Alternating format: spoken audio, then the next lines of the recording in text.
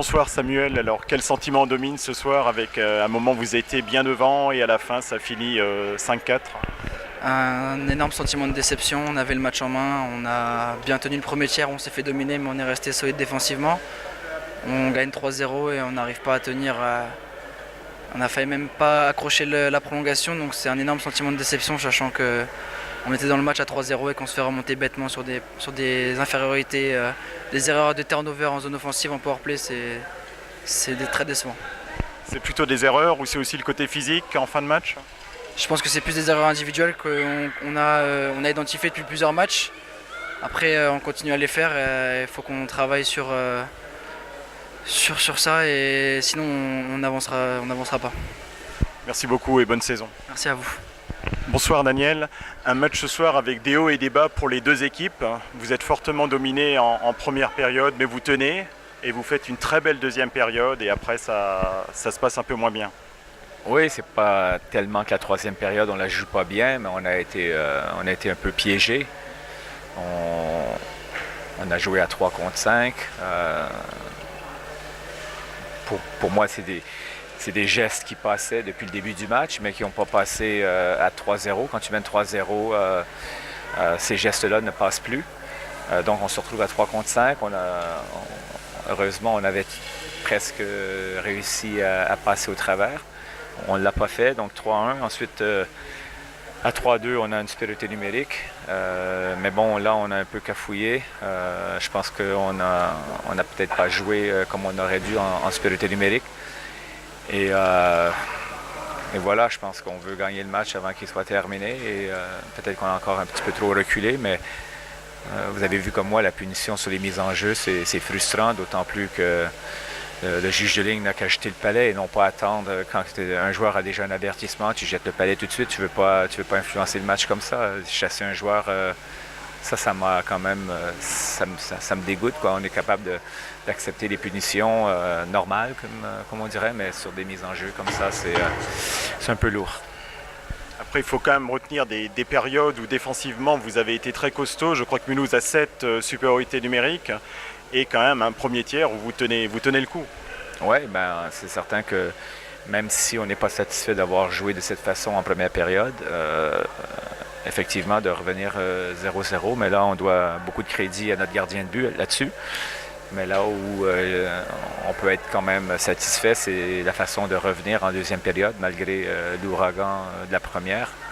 Et la troisième, comme je dis, honnêtement, j'ai trouvé que ça a été très très mal négocié par le corps arbitral. Je pense que là, le coup de pouce est venu et ça l'a aidé, quoi. Quand tu joues en supériorité numérique en troisième période, habituellement, ça peut faire mal.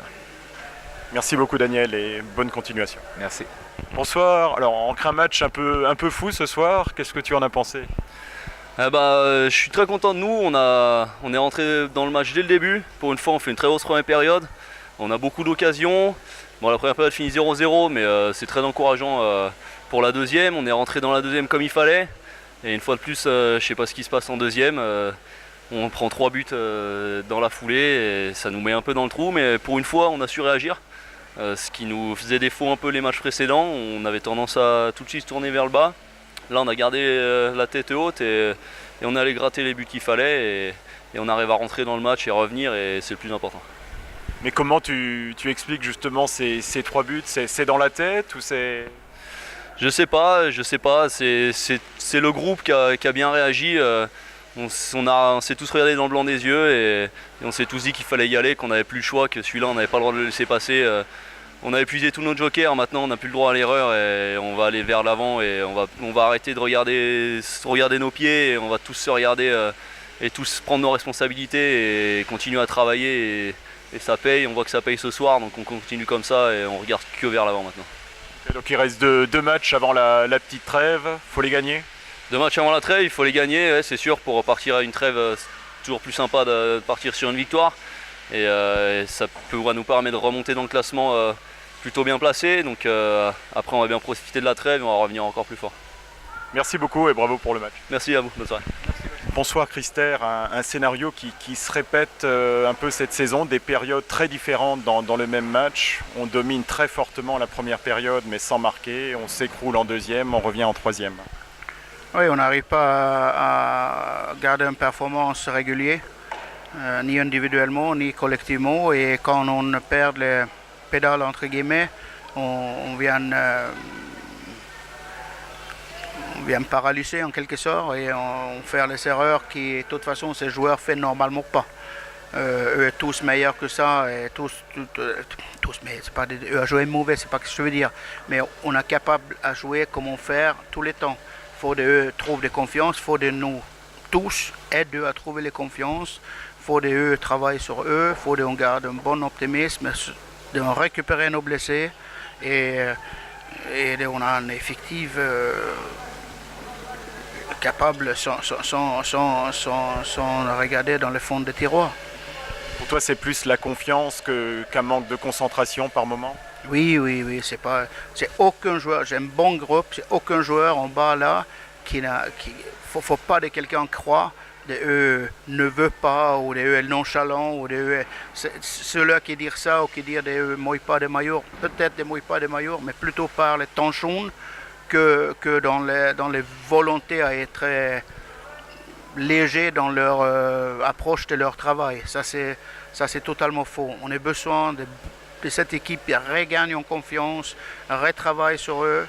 Et nous on aide au maximum et nous on reste solidaires derrière et on essaie d'ajouter des retours de blessés et voir une machine. On ne veut pas être obligé à tirer sur 3 lignes à la fin qui est bien évidemment pas possible parce qu'on a les joueurs qui on tire sur l'organisme, mais après on risque d'avoir encore les blessures et là c'est pas les questions, c'est un match presque play-off et on a 4 jours avant de jouer les prochains matchs, même plus. Donc on pouvait prendre les risques à tenter et ça allait, mais c'est un match qu'on veut gagner 3 points. Donc tu as dû un peu modifier tes lignes, toujours suite aux blessures. Tu es satisfait de ces nouvelles combinaisons?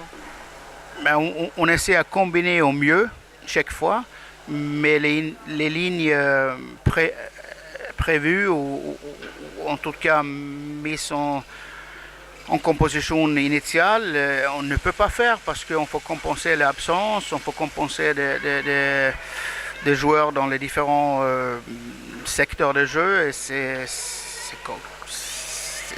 très compliqué. Peut-être juste un mot sur Martin. Il a encore des petites séquelles ou il a l'air de bien revenir? Non, il est juste besoin maintenant à revenir en rythme. On voyait Kevin Lorcher qui est revenu aussi comme lui sans aucun entraînement. Il a tiré les langues un petit peu aujourd'hui, qui est normal. Donc, je suis très content de Jordan Draper faire un match comme ça. Il a souffert un petit peu aussi et là son ligne est performante aujourd'hui. Alors on va à Amiens, une équipe qui était aussi en difficulté, qui a gagné ce soir. Qu'est-ce que tu penses de ce match?